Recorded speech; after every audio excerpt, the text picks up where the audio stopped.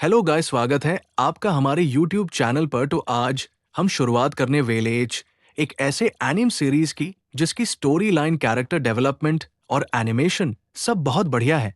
तो आप थंबनेल से पहचान ही चुके हो कि आज हम आपको सोलो लेवलिंग की एनिम सीरीज एक्सप्लेन वाले करने हैं। वाले।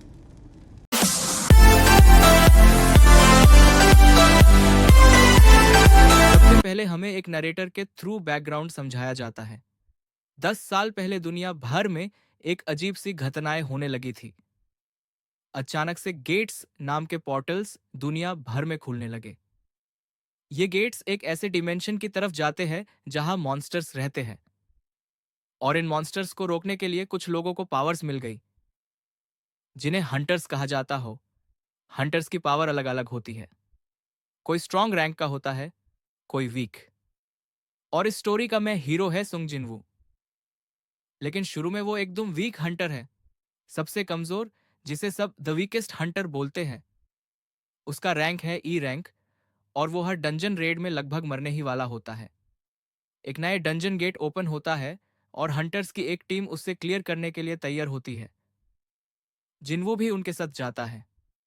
बाकी हंटर्स उसका मजाक बनाते हैं, तू क्यों आता है रेड पे, हर बार तू इंजर्ड होता है। लेकिन जिनवो मजबूरी में रेड करता है, क्योंकि उसके घर की जिम्मेदारी उसके कंधों पे है। माँ हॉस्पिटल में है और छोटी बहन की पढ़ाई का खर्चा भी उसी को उठाना पड़ता है। डंजन के अंदर मॉन्स्टर्स होते हैं और हंटर्स उन्हें मारने लगते हैं। बाकी हंटर्स इजीली मॉन्स्टर्स को हैंडल कर लेते हैं, लेकिन जिनवू स्ट्रगल करता है। उसके हाथ में छोटा सा डैगर होता है और वो बेरली सर्वाइव करता है। रेड खत्म करने के बाद टीम को लगता है सब खत्म हो गया, लेकिन एक और सीक्रेट चेंबर मिलता है, एक डबल डंजन। ये डबल डंजन एकदम मिस्टीरियस होता है और रूल्स लिखे होते हैं स्टोन स्टैचू के पास। रूल्स कुछ ऐसे होते हैं: 1. स्टैचू को रिस्पेक्ट करो। 2. गॉड की पूजा करो। थर्ड रूल, तोड़ो तो मौत मिलेगी। बाकी हंटर सोचते हैं कि ये बस नॉर्मल डंजन है, लेकिन जिन वो कॉशियस फील करता है। उसे लगता है कि यहाँ कुछ गलत है। जब हंटर्स रूल्स तोड़ देते हैं, अचानक स्टैचू जिंदा हो जाते हैं और सब पर हमला कर देते हैं। एक एक करके हंटर्स को मारना शुरू कर देते हैं। ये सीन बहुत ही इंटेंस और स्कैरी होता है। यहाँ जिनवू अपने दोस्तों को बचाने की पूरी कोशिश करता है। वो खुद को सैक्रिफाइस करने लगता है ताकि बाकी बच जाए। उसका डिटर्मिनेशन देखने लायक होता है। अंत में जिनवू खुद बहुत बुरी तरह इंजर्ड हो जाता है। उसके सामने एक सिस्टम स्क्रीन अपीयर होता है जो कहता है, do you want to become a player? और यहीं पर एपिसोड एंड होता है एक बड़ा क्लिफ हैंगर के साथ। एपिसोड की शुरुआत होती है हंटर्स के बीच पैनिक के साथ। सब स्टैचू हंटर्स पर अटैक कर रहे होते हैं। जिनवू और बाकी के लोग समझ नहीं पा रहे होते कि बचना कैसे है। एक के बाद एक पार्टी मेंबर्स मरने लगते हैं और एटमॉस्फेयर फुल हॉरर बन जाता है। फिर एक हंटर को समझ आता है कि ये एक ट्रायल है जिसमें 3 रूल्स लिखे हुए थे। 1. Worship the Lord. 2. Praise the Lord.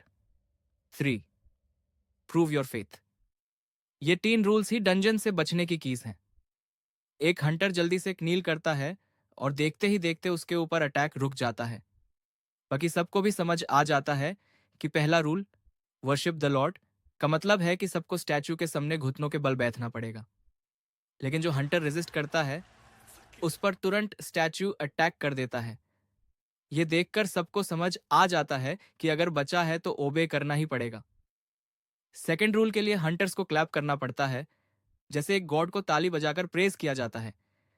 जिनवू और कुछ स्मार्ट हंटर्स ताली बजाना शुरू करते हैं और फिर स्टैचूज अपना अटैक स्टॉप कर देते हैं।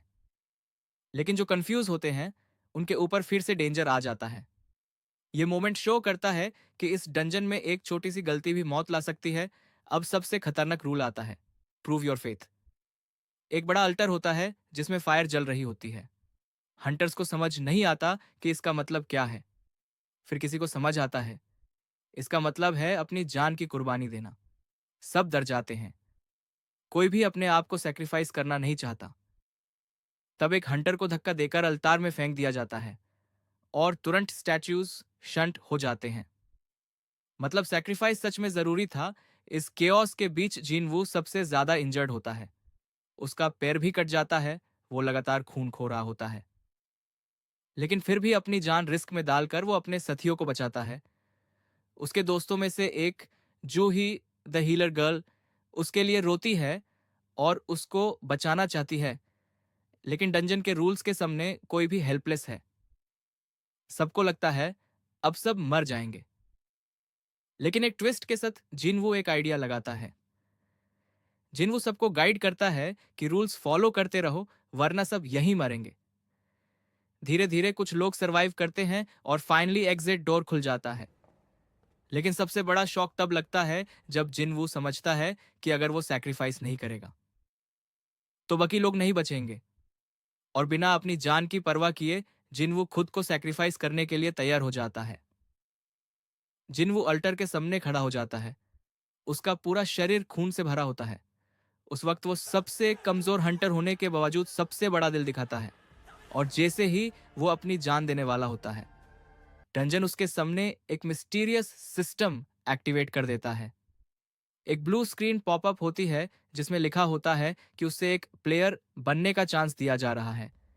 एपिसोड यहीं एंड होता है, एक बड़ा क्लिफ हैंगर के साथ कि अब जिनवू के लिए क्या होने वाला है।